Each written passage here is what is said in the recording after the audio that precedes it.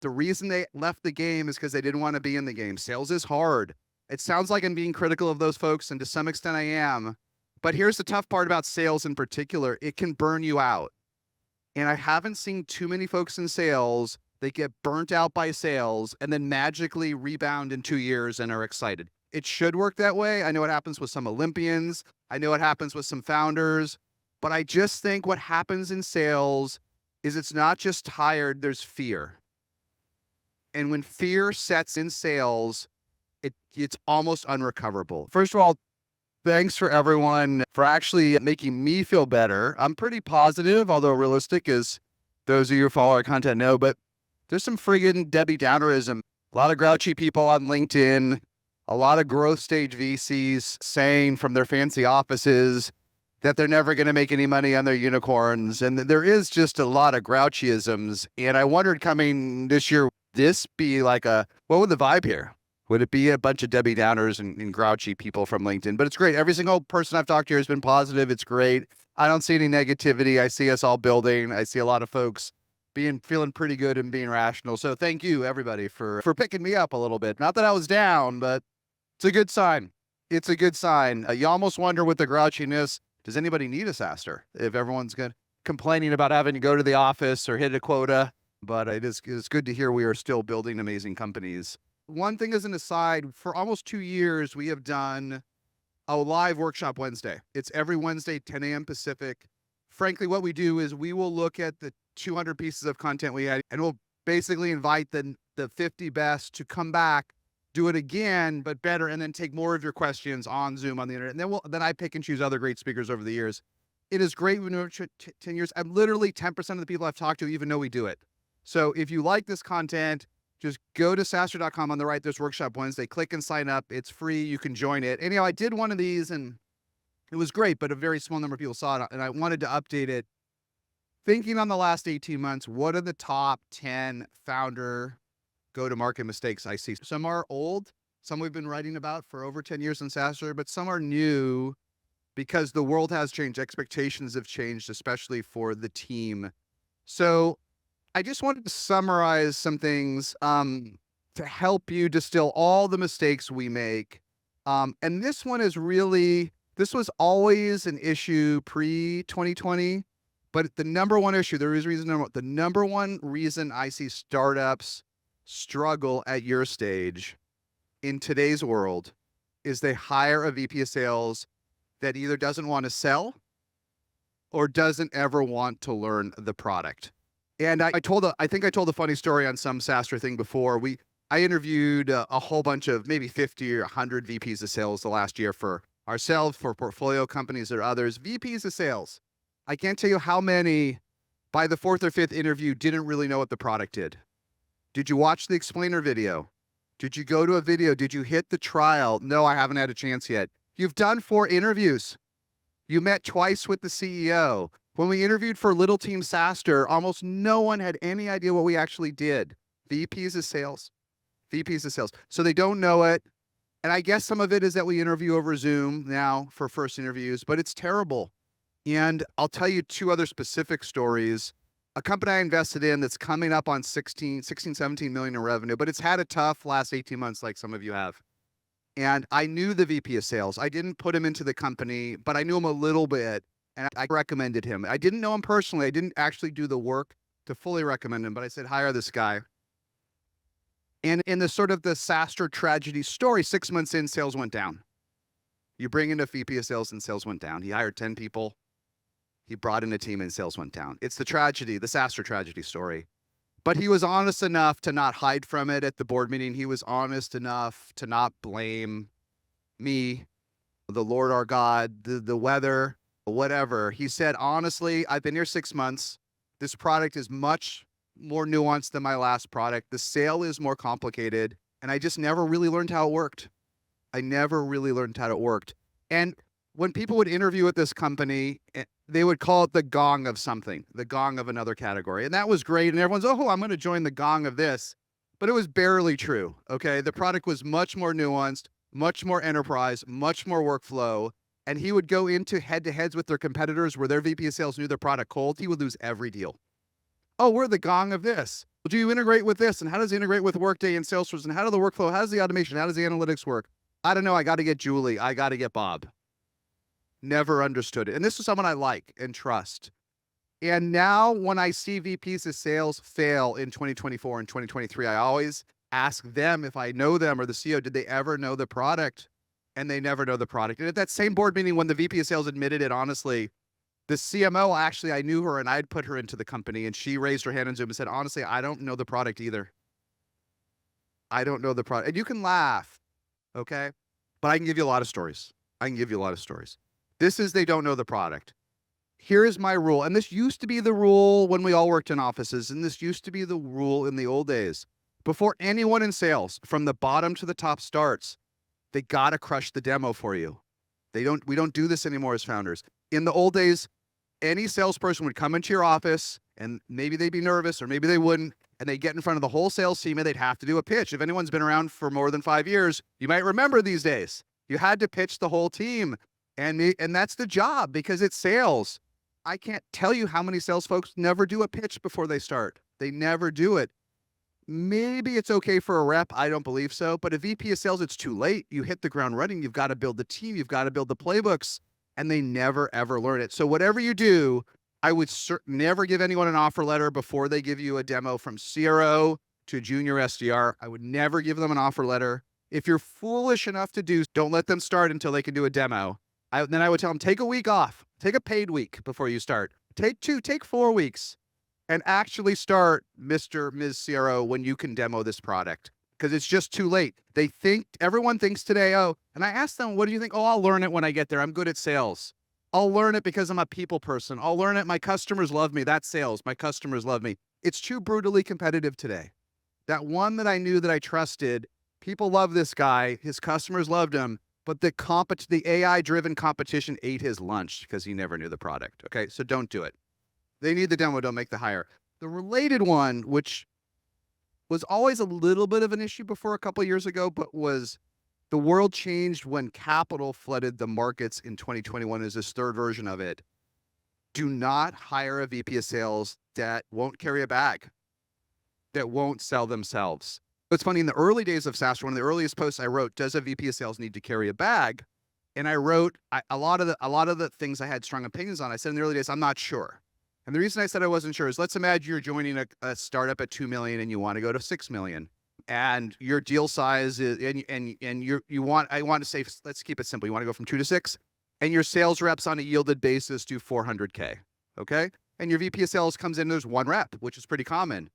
To go from 2 to 6 to add 4 million in bookings, they're going to have to hire 10 reps. So if you ask them to wait 6 months, carry a bag, be a rep themselves, they'll never hire the people. There won't be enough time. You'll miss the plan. But I realized as time went by, I was lucky because my second VP of sales, Brendan Cassidy, did this. What I got wrong was when he was the first head of sales at LinkedIn, LinkedIn was an early EchoSign, Adobe Sign customer. He'd used my product in the field for 18 months. So I took it for granted that someone could pick up, that someone didn't have to carry a bag in the beginning to get smart on the product. But not only was Brendan great, you've probably seen some of his content, he was already a customer. He'd already used the product hundreds and hundreds of times himself and for his team in the early LinkedIn sales team. Today, there's too many folks who are burnt out, my friends. There's too many folks who are burnt out the last couple of years. There's too many folks who want a VP of sales but want to look at dashboards. There are too many folks who are VPs of sales that aren't willing to travel anymore. They've gotten comfortable at home. They're tired. There are too many VPs of sales that quit when it was good to be a fractional CRO. And I know this can be triggering, to be fractional or have 11 clients. And now there's not so much money and they're forced to get a full-time job. But the reason they left the game is because they didn't want to be in the game. Sales is hard. It sounds like I'm being critical of those folks, and to some extent I am. But here's the tough part about sales in particular. It can burn you out. And I haven't seen too many folks in sales that get burnt out by sales and then magically rebound in 2 years and are excited. It should work that way. I know it happens with some Olympians. I know it happens with some founders. But I just think what happens in sales is it's not just tired, there's fear. And when fear sets in sales, it's almost unrecoverable. It's the one symptom where if you're ever deciding, should I give my VP of sales more time? We've talked about this for years in SaaStr's. the numbers aren't improving, but things look okay, or this or that looks okay. The number one way whether to keep ahead of sales is if fear sets in. It's unrecoverable. When the VP of sales, no VP of sales takes a job where they don't think they can sell when they start. But 8 times out of 10, it's harder than they thought. You hear so much in today's world, so many folks criticize, my CEO told me it was so easy. My CEO told me we were growing 300%, but it turned out to be 30%. My CEO told me this. Whatever really happened, what they're complaining about is it was harder than they thought. It was harder than they thought going in. That's on you as founders to be more transparent. But when it crosses the line to fear, when they don't think your product is sellable, when they feel like it's not their fault, it's a product's fault. A little bit of this is okay in sales. But if it's I can't win a deal because whoever's been here today, because DeepL is so much better, because Grafana Labs is eating our toast, because Howard from Rome, he's got all that money from NetYex, we can't beat him. When you hear that too much, it's hopeless. So make them carry a bag, make them do it, make them do the demo, or it just won't work. You can't hire. I know it's tough. You can't hire the burnt out. You can't hire the broken in sales. You can't hire the folks that don't want to do it. And I'll give you one last story. I briefly maybe told this on a webinar before, but a version of this that doesn't want to carry. When I interviewed this VP of sales that had been both at a startup you've all heard of and then a public company you've all heard of, and was highly regarded in sort of my sales community in the Bay Area. People loved him, and he'd gone to a higher flyer and it hadn't worked out. He'd gotten fired, but so be it. Like, actually, I think a VP of sales that's been fired once, not all the times, but once can be a great hire. Because you want the pirates and romantics, you want the passionate ones, and sometimes those passionate ones have a conflict in you don't want them to have conflict with all their bosses. But if it's just one, it's not that bad. So I don't view that as a flag, but I do want to learn what happened. And he comes in and I've got 6 reps to bring with me. I've done this. I know this cold. I know SaaStr's cold. And this guy lived in the East Bay. This guy, you won't really know it, but if you've been to the Bay Area, there's a town east of San Francisco, east of Oakland called Pleasanton. It'll take you you can take the BART, so it's going to take you 45 minutes to an hour to get to the city. And he said, I'm willing to travel to meet 6-figure customers, but only in the East Bay. I won't go as far as San Francisco or Palo Alto anymore. I'm not willing to do this anymore. And he's just broken. And I get it. And it's fun to work in your pajamas and your sweats at home and all of this. And the person that introduced me to him, I highly respect. And he argued with me. He yelled at me. He's like, how can you not hire this person? I'm like, are you not listening? Like, he won't leave. He won't take off the pajamas, and he won't go to San Francisco or Palo Alto. So you can't hire these people if they don't want to sell. And the trick was, and then at the end of the interview, I already knew it was hopeless, right? But then I asked him, are you willing to carry a bag? Are you willing to sell yourself? The minute he's, no, my team will do the selling. This is a way to normalize all these issues, to normalize the won't leave the house, won't travel, won't learn the product. Push them in 2024. Will you carry a bag just for a quarter? Carry a quota for a quarter. I used to not be sure. Now I think it's 100% required. They've got to sell themselves. And if you hear hesitation in their voice, they ain't going to do it. If you hear a maybe, don't make the hire. You need to hear a salesperson that still wants to sell. The answer is, of course. Of course. The first week I'm going to be on the road. The first week I'm going to meet customers. The first week I'm going to do this. So this is just accelerated as people have gotten burnt out, as it's harder than 2021, as people like to work from the pajamas. More power to them. Do not hire someone that can't sell or demo the product. Number one, that could be the end of the presentation.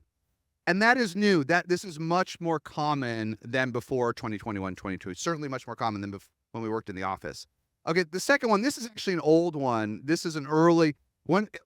The SaaStr's oldies will remember an old post. You hire the wrong VP of marketing, all you'll get is blue pens with your logo on them. If you talk to oldies, that was the guffaw. The old, oh, I live that. I hired a VP of marketing, and all I got was sweatshirts. All I got was t-shirts.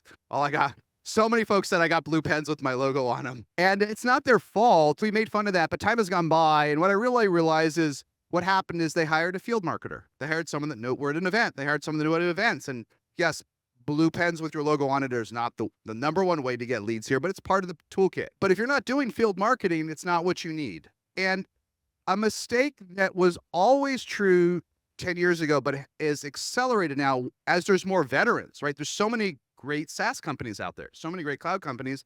They're spinning out directors and managers and VPs looking for their new roles. There's orders of magnitude more candidates than there used to be. And they're hiring so many marketers that don't know how to get you leads. They don't know how to get you demand gen. They don't know how to get you demand gen. Don't hire up someone that's a product marketer. You don't need at 2 million, 5 million, even 10 million ARR, you don't need 11 pages on your marketing site explaining how different segments of your market are critical. You will need that someday. You will need that when you're Mongo or when you're Datadog with 8 products, or Samsara with 6 products, or even HubSpot with 5 products. If you got 5 products and 3 segments like small, medium, and large, you're going to need 15 landing pages for these segments. That ain't you. So don't hire a product marketer. I just caught up, an old SaaStr's superfan just crossed 15 million ARR, and he begged me to do a Zoom the other day to catch up. We were coming to Europe. I didn't have time. I'm like, okay, let's do it. And things are good and bad at 15 million. Like, we're growing 60%. I'd like to grow faster, but we have tons of money. But my marketer and salesperson doesn't seem to be working out. So the sales, I asked, does he or she sell themselves? What do you think the answer was? No. I'm like, okay, we can end this. Is not working. And then what's wrong with your marketer? I really love Bill. I love him to death, but it's not working. I'm like, what's his background? Product marketing. He doesn't know anything about growth. Does he do growth marketing? Does he do social? Does he do webinars? Does he do anything? No, but we have 3 great product landing pages now after 4 months. And he doesn't know. He's actually an engineer by training, first-time founder, doesn't know what marketing is. And a lot of us, the folks in product marketing at big tech companies, are super smart. They're often smarter than your average marketer, because they 2,000 hours a year staring at a website, talking amongst themselves around segmentation and markets, and then building collateral. That's not what you need, right? You don't need a corporate marketer. You don't need a brand expert at your stage until you have a brand. When everyone has heard of you, you can hire a corporate or brand marketer. That's great. When I went to Adobe in my brief tenure when we were acquired there, they didn't do any demand gen that we thought of because everyone was an Adobe customer. What do you do when everyone's a customer, right? 1, you have account managers because you call on customers because you already have them. And 2, you run a lot of brand marketing so people remember to buy more. You run TV, you run media, and you talk about Adobe and creeks and streams and things like that we make fun of as founders. But that's because everyone's heard of you. It's not you. When you hire this corporate marketer, this brand marketer, you're going to have the most beautiful streams and videos you've ever seen, and you're going to have no leads. You're going to have no leads. The 3rd one is new, and the last one's the cheat code. The 3rd one is new, the last one, the cheat code.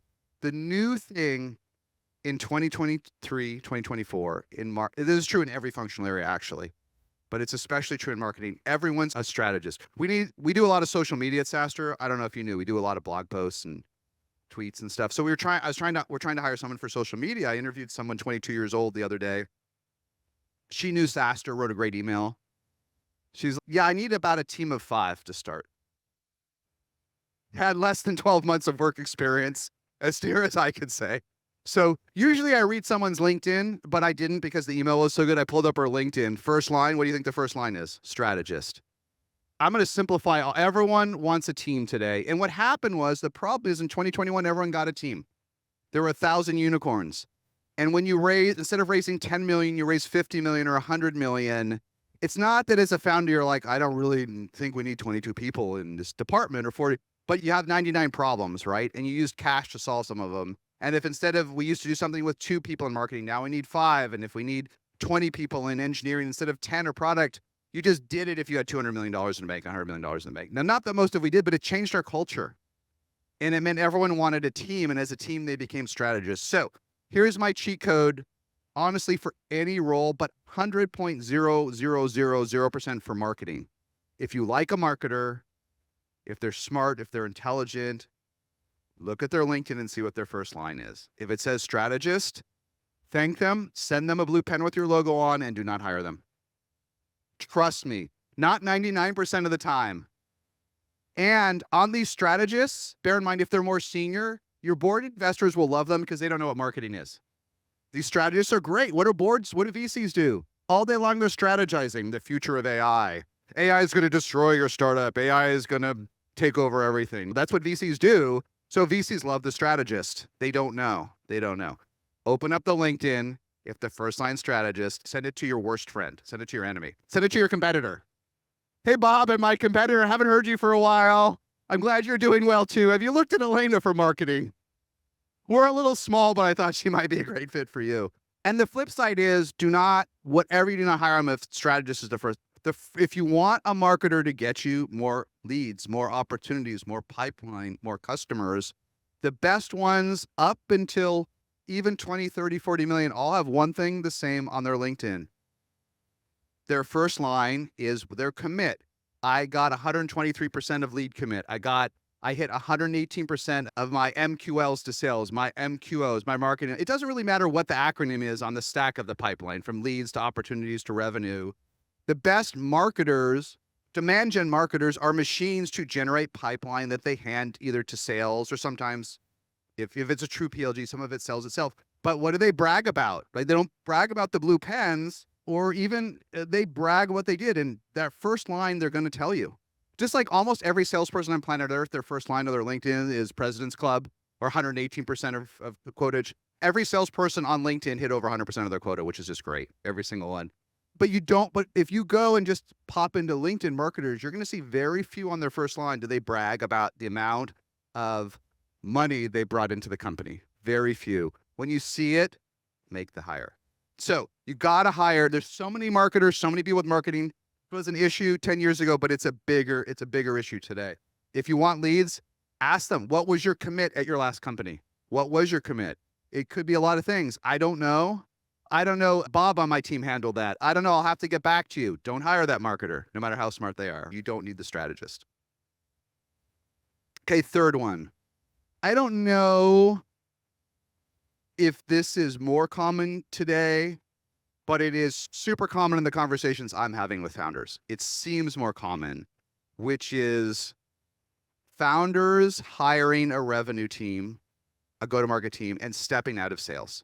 Founders who are like, I don't really like sales. It's icky.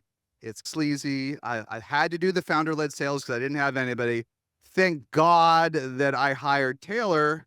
Now I'm getting back to product. And this is what I hear. I used to hear this a little bit, but now I hear this all the time. Thank God I can get back to product.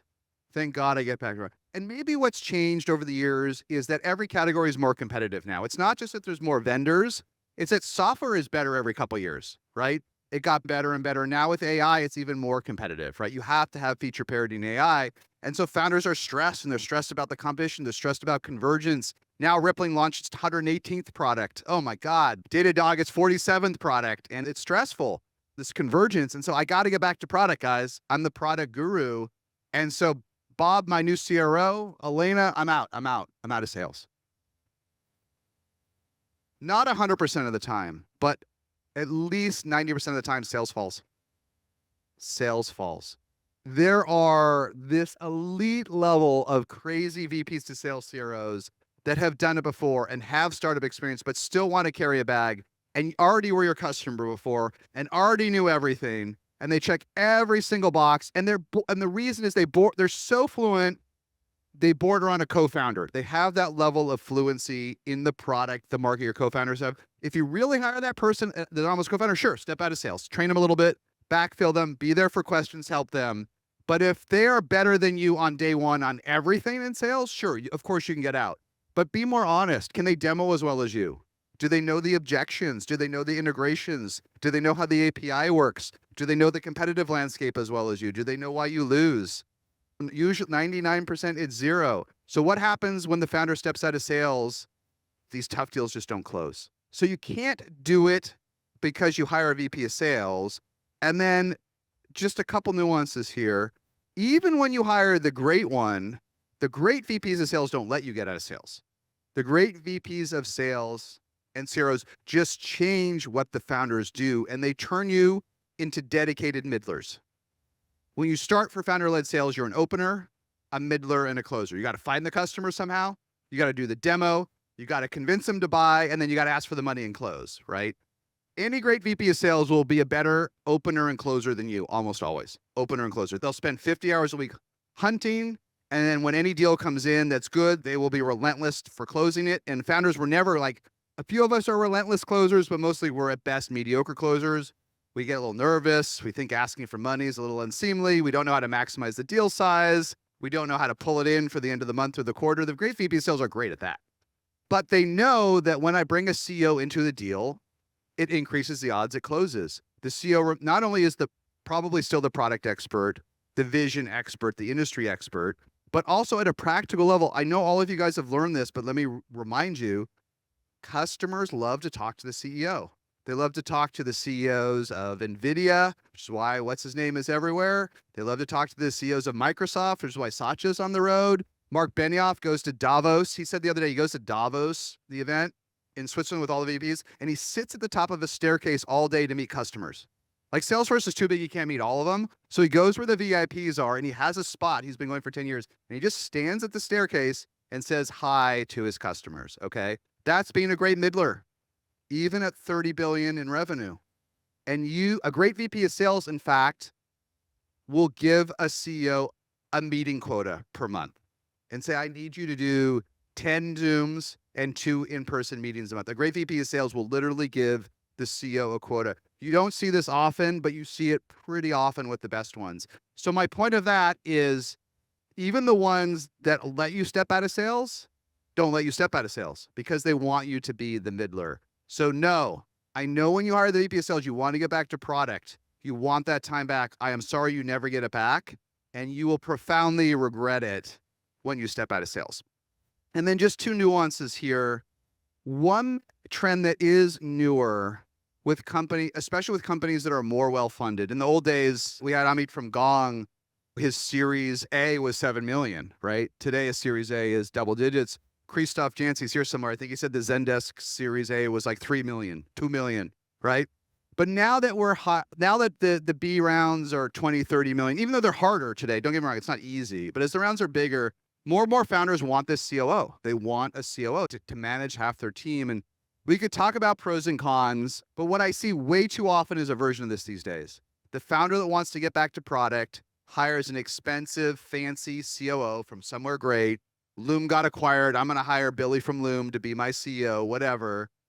And they exit sales and think this COO, who still doesn't know the product, doesn't really know the competitive, can magically own sales for them. I see this is a subtle point, but if you're thinking a COO can replace you with maybe it's scale, but there's a reason Mark Benioff also has to keep firing all his presidents and co-CEOs. They can't do this.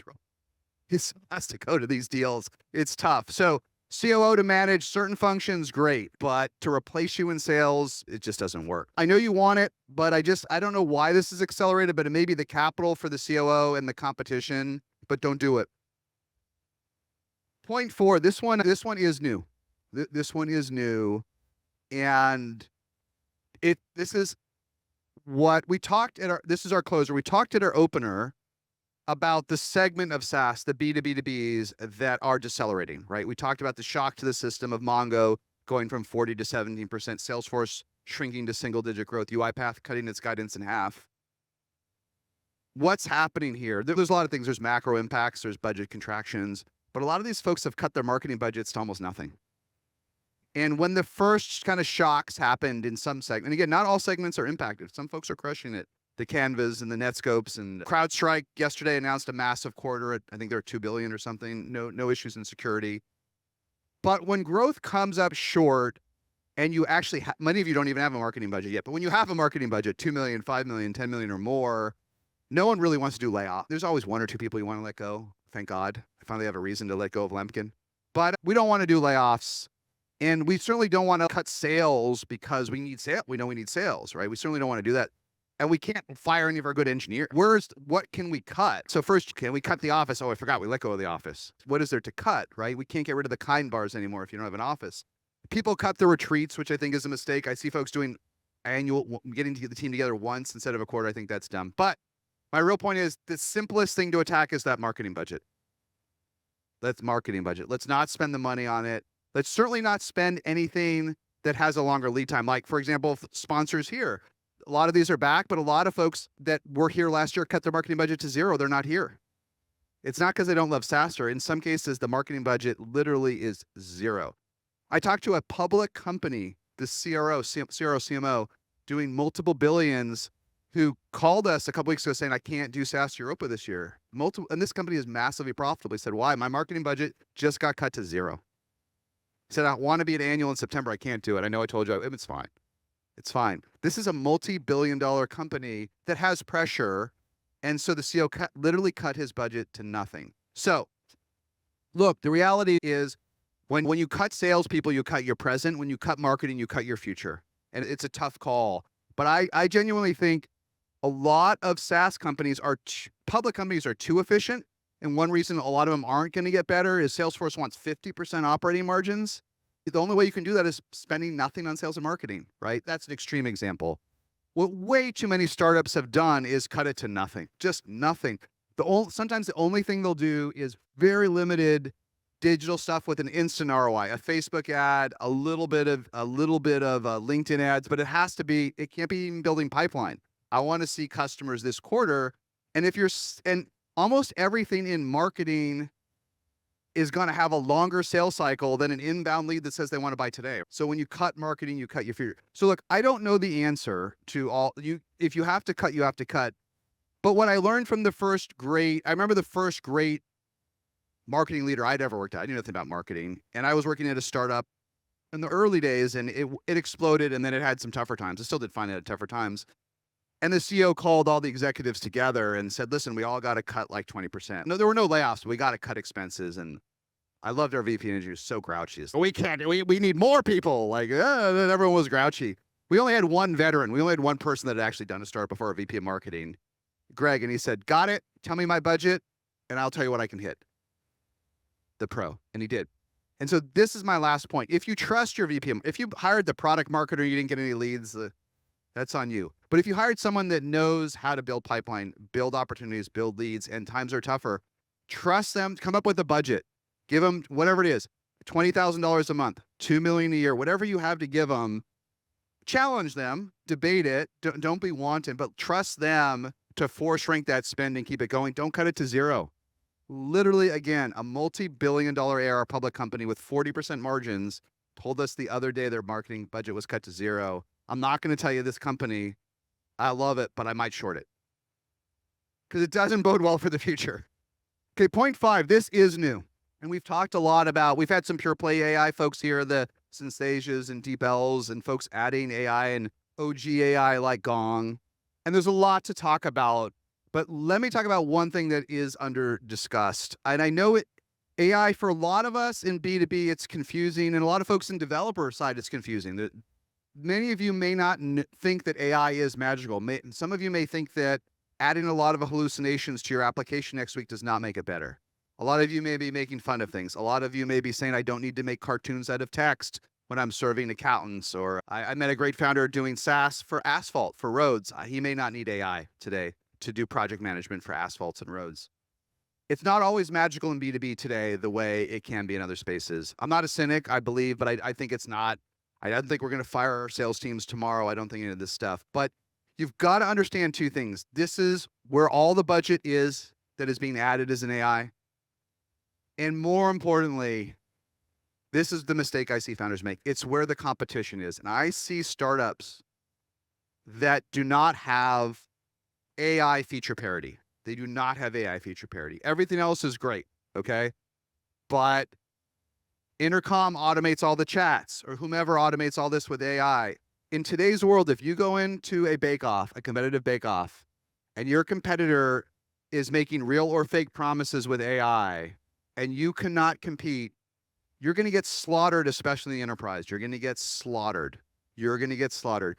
Customers are not stupid. People are not stupid. Are customers being oversold in AI and B2B? Absolutely. Are we already seeing backlash in the enterprise of projects oversold for efficiency and automation? Can you hear 100 folks say, oh, my dumb competitor promised this, they lied? Whatever, whoever's coming back because they lied, they're coming back, but they haven't come back. They haven't actually boomeranged back. God, whether you believe in this stuff or not, whether you think it's 3 years out, or whether you think we're already here, whatever you do, calmly sit down with your team and make sure you have AI feature parity. And a related conversation that's tough, and I've done this with a bunch of startups that I've worked in and invested in, first of all, a lot of folks don't want to do this. They want to complain about how dumb it is, and their competitors kill them. Once you're self-aware about this and you put your top three competitors on the board and you talk about what does AI parity in our space even mean, okay? And you're honest about it and you look at it, and sometimes when they're honest about it and you put it up an issue you don't really, which the tough thing for some folks is they don't have the right CTO. They don't have the right CTO today. The CTO is still struggling. They're trying to understand how this works. I see this too often. And you gotta, in a general rule, I think to win in this world, this kind of world, you gotta hire hackers, you gotta hire tinkerers, you gotta find folks that love working on the bleeding edge of technology. If your CTO by today isn't sure how to integrate AI into your product, ask yourself if you need a new CTO. It doesn't mean get rid of them, but your competitiveness, I think, is going to continue to decay and accelerate. I've seen a number. I think I've built enough software. I can't really write any code today, but I have built a product that's done a couple $100 million in revenue. I've done some good investments. I think I know the difference between a great CTO and a merely good CTO. And I see too many good CTOs that can't make this shift. They can't. It's too expensive. I can't hire any AI engineers. I can't afford Azure, OpenAI. I can't. I believe that you can't. I believe you can't. So find someone that can. Find someone that can. Too many can't. You got to find a way. You got to be honest if you're at parity, and then you got to be honest if the team can make this generational shift a lot. The best ones all can. They love it. We all watched like Dharmesh from HubSpot tinkering on AI before we even understood what AI was. He's a great CTO. He's a hacker. That's what hackers do. They go home at night and they're excited about the best technology and they almost do too much. It's almost annoying. Sometimes that's a nice to have. We're in a generation where it's a must have. Okay, this one's so important. I think we, as a group, we know this a little better than a couple months ago, but it's still the social media and VCs are sending all the wrong messages on profitability. I can't tell you, this is a pretty good, most folks here are either doing okay or believe they will do okay. Like, I haven't, but in the broad world, a lot of folks that are struggling think all that matters is being profitable. All that matters is being profitable. You can't go public on 10% growth. You can't get acquired for any reasonable amount of money on 10% growth. Hooray that you're profitable, but that's not the goal. It may or may not be part of your journey. If you have no capital, it has been part of your journey since day one. It's not, if you're forget about bootstrapped or not, if you're capital free, you have been at least break even by hook or by crook since day one. But whatever it is, there's so many good analysis. I put them together on SaaStr's that everyone from Redpoint to Bessemer to Meritech have all crunched the public numbers. And they've summarized this for the public companies. For public companies, growth is still worth twice as much as profitability. For startups, it's probably 4 to 10 times. And for startups, what really matters is this next line is hooray if you're profitable, but you've got to still hit T2, D2 or better, triple double to get funded. Tripling from, look, some VCs will cut you a little slack, but the goal of venture investing is to IPO within a decade. And to IPO today, you've got to be doing at least 200 million, growing at least 40%. So build your own, if you don't believe me, build your own spreadsheet. What does it take in 10 years to get to 200 million, growing 40%? You probably have to be tripling at 1 million to 3, going from 3 to 9, and then 9 to 18 and 18 to 36. And most startups don't do this. In our opener, I had Emergence slice some of their data. It's less than 10% of venture-backed startups that hit this. Not 10% of all startups. Only 10% of folks that raise seed rounds from the top VCs even maintain this pace, right? And if you don't, find a way, you're founders. You will not fail if you're not triple-double, but it's still the bar for venture capitalists. Actually, the venture capitalists just got hurt. Not only do you have to triple-double, but you can't burn 700 million while you do it. You have to do it all. You have to grow just as fast as 2021, and you have to burn less. But there is no profitability is not the end state for investment, and it's not the end state for an exit. It's not the end state. Enough patting everyone on the back for being profitable. So it's great if look, don't run out of money. That's the worst thing. But being profitable is not the end state for a startup. It may be for a mom and pop. It may be for whatever the heck a lifestyle business is. But I don't think people are coming together here and giving up 2 days of their time to have a no growth business. So don't confuse them. 7 we hit. So I'll just spend 30 seconds on it, but it's worth just breaking out so it rattles in your brain. I understand a lot of things in SaaStr's. The one thing I'm more confused about is where non-founders are in the world today. There's so many people that are just broken and bitter and fractional and angry, and I don't really want to hang out with them, but I hear you. Like, I hear you. And I know 2021 seemed weird, and I know the transition from 2021 to 2023 for a lot of folks was brutal. It was brutal for folks that were new to the market, and it was brutal to folks because the world of 2021 lasted almost 2 years. It lasted so long that we all thought that was the new normal, the 1,000 unicorns, right? I remember meeting with a top VC that you all have heard of, and I was with him in 2021, and you should invest in these 3 companies I just did at the seed stage. It's okay. It was like, this one will be a unicorn in about 14 months. This one will be a unicorn in about 2 years. This one might be a unicorn this year. That's the way VCs thought in 2020. Like, they'll all be unicorns. They'll all be unicorns. And so they all raised insane capital. And we're just struggling in many ways to get into this world. But look, if nothing else, I know it's hard. You got to hire folks that want to, I don't even watch basketball anymore since March 2020, but you got to hire folks that want to play the game 48 minutes. You can't hire folks with 3 jobs or want to be fractional or want to run 2 businesses on the side or want to see how it goes or think they can be a fractional CRO for 7 companies at the same time. It's too hard out there. You can't hire the broken, the bitter, and the fractional. Even if it's all you can find, even if their resume is great, even if someone else recommends you, there's too many pissed off people. There's too many people who are just broken by the change, it's just the velocity of change. Look at Zoom, isn't it just a proxy for all of us? Zoom in 1 year went from 1 to 4 billion in revenue. From whatever, mid 2020 to 21, went from 1 to 4 billion from 2020 to 2021. Anyone know what Zoom's revenue is today? 4 billion. So 1 year quadrupled, and the next 3 years it essentially grew 0. Eric Yuan is one of the greatest generational founders of our generation, but that's hard on anybody, isn't it? You learned how to go from 1 to 4 land, and then you have to live in 4 land for no growth for 3 years. You can't hire those people. You can't hire those people. You don't need those people. You don't need dashologists and startups and the broken and the bitter. Okay, the last ones are really quick, and then we'll take some questions until they kick us out. Boy, this one is like one of the earliest SaaStr's posts of all time. I don't think this has changed, but this is still a top 3 mistake in executive hiring today. Just don't hire for the logo. We all succumb to this. My God, I got someone from Notion. I got someone from Insider who's here. I got someone from MailChimp, and I'm doing email marketing. I got someone, MailChimp, I don't know what it's doing today, but when it got bought by Intuit, it was doing $1 billion in ARR. That's not a startup. Different set of cycles, different set of skills. We all keep making this mistake. Again, I can't tell you how many candidates I get referred to. This is the best person at Toast ever. Someone recently, a founder that I just love, a first-time founder, told me that this was like the greatest person at HubSpot. And there's some good deal size analogies, and was there really early. Cool. So I talked to him. When was there really early? 200 million in ARR. Was there really early? Really saw the early days at HubSpot. 100 million in ARR. I'm pretty sure that was like a year after the IPO. So that's early in his mind. Everyone loves this guy, but we all keep making the mistake. So look, here's my simple cheat code. And every time a founder makes a logo hire, a mistake, and then we talk, what happened with Bill is just too big company, too whatever. And I always ask them this simple question. Okay, put your hand on their LinkedIn, cover that job at Mongo or Datadog or ZoomInfo or wherever, every company look. Would you have still hired them if they didn't work there? And the answer from the founder is always no. They don't hesitate. They don't.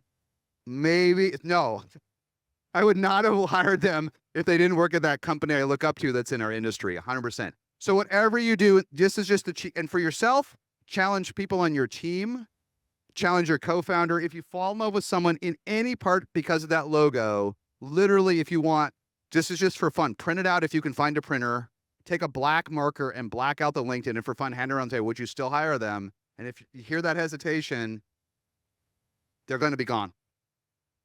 There's no point in hiring someone that's not going to be there in 6 months. They're going to be gone. Okay. The last one I think we hit, so I'll just reinforce it. Guys, don't look for instant ROI. It doesn't exist. The instant ROI, here's the real issue. Not only have people retreated, cut their marketing expense to almost nothing, the bigger fool errand is everyone is spending time in free marketing to make up for it. They're like, listen, we're not going to do any more booths. We're not going to do any more joint marketing. We're not going to do any more spend. But you know what we'll do? Let's do a podcast. Let's spend 3 months planning a podcast. Let's build a studio. Let's get an agency. Let's get the same guests that are on every other podcast, but they won't come. So let's get the folks selling courses and horses and tools. Let's get the fractional people that will show up to anything. And then 3 months later, you have one podcast, and who's going to download it? Nobody. And I'm not saying that actually that alone that's a bad idea. Do 100 of them and they build something. But think about the amount of soft costs in what I just described. The amount of time and energy from your expensive 6-figure employees building one podcast. Do you think there's a joke? I literally just talked with a CMO. This is the only thing he did in 4 months as a company at 200 million in revenue. Only thing he did in 2 months. Okay. Free marketing is great, but anything other than viral usually has a high soft cost. So it's not magical either. So free is not magical. We heard some talks say magically bolting on a PLG motion to a sales-led thing is not an instant solution to marketing. I see so many folks, they're struggling. What are you going to do? Our product's $60,000 a year. Or we're going to go PLG. What does that mean? We're not quite sure, but it's going to be self-serve. It's going to have a free trial. It'll sell itself. If it was going to sell itself, it would already be selling itself. Going down market PLG is a huge commitment if you don't start there. It takes years. It takes much better onboarding. It takes totally different sales and marketing skills. It has a different set of competitors. If you're 100% committed to doing it, do it, but it ain't a quick fix. It ain't a quick fix adding PLG to SLG. So this stuff all takes time. Do the stuff that takes longer. Building pipeline takes time. You got to do it. Referrals takes time. You got to do it. Instant ROI is a recipe for not growing. Okay, the very last one. I don't have all the answers here, but I do want to share it. And I've had some good conversations on it here, so I know people are aligned with me here. I think there is an operational tragedy in SaaS that has happened in the last 18 months, a tragedy, which is that as parts of the market came under stress, as growth got harder, there's a couple things we did. We all raised prices without earning it. We sent an email to your customer. Thank you very much. Prices are up 20%. Everyone did it. Slack did its first price increase in history at 18 months ago. I did a blog post. Every single leader in SaaS that hadn't done a price increase did it. HubSpot did too, after basically having the same pricing for a decade. Everyone raised prices without earning it. It's one thing to launch a new edition. It's one thing to launch an enterprise edition with different functionality and different integrations and say, look, our regular one's still $20 a month, but our new global one's $40 a month with all this security integrations. The market doesn't mind that. But raise prices 3 times for the same product? Fool me thrice. What's the expression? Fool me once, fool me twice, fool me thrice. Even if you don't churn, you really start looking for another vendor, and you certainly don't want to buy more things from a vendor that ripped you off. And we're seeing a couple things, and I want to tie into this. What we're seeing now across a lot of companies, and Salesforce just talked about this in their analyst call, people just they're not as receptive to a cross-sell, to buying more products and more solutions when you rip them off in the core one. If your product is cheap relative to value, and it's great, if it's cheap and great, and someone from the company calls you up and says, hey, we have another product we're launching. It's another product. You want to take a look? I'm excited. You only have a handful of vendors in your stack that are great, cheap, and trusted. I'm going to take a look at it, right? Canva's so cheap. Everyone at SaaStr's has their own license. If someone called me and wanted to sell me something else from Canva, I'm all in. Okay. It's a great, whatever it is, it's a great deal. I can give you other examples that are great deals. I ain't going to take a call from our Salesforce rep. We have 3 licenses from Salesforce. I think they charge us like $20,000 a year and raise prices every year. Like, we're stuck on it for a little while, but I certainly ain't buying anything else from you. So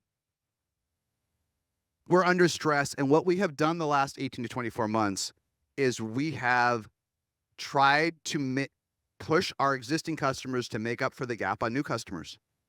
We've tried to do it. We talked when we started this day on UiPath that crashed. Epic company. Daniel Dines was here last year. He's back as CEO. Generational company in automation and going into AI. Last quarter, UiPath, its growth crashed, but it still grew 20-something%, but it had no net new customers. It started the quarter with the same number of customers. And even UiPath, how'd they do it? They drove their customers up to $5 million a deal and more. That's great. That's great. But squeezing your customers hard is tough. We have a vendor here who will go nameless that we've worked with for years. Coming into SaaS Europa, they hired a new CRO, and the CRO called us. Just right, we're already stuck when we're doing this. We got to come here, right? We got to come to London. We've sold a few tickets, a few booths, and this new CRO comes in and says, "Oh, we're tripling your prices." No notice, no email ahead of time. Just get something and we're tripling. Why are you tripling your prices? Because it's too cheap.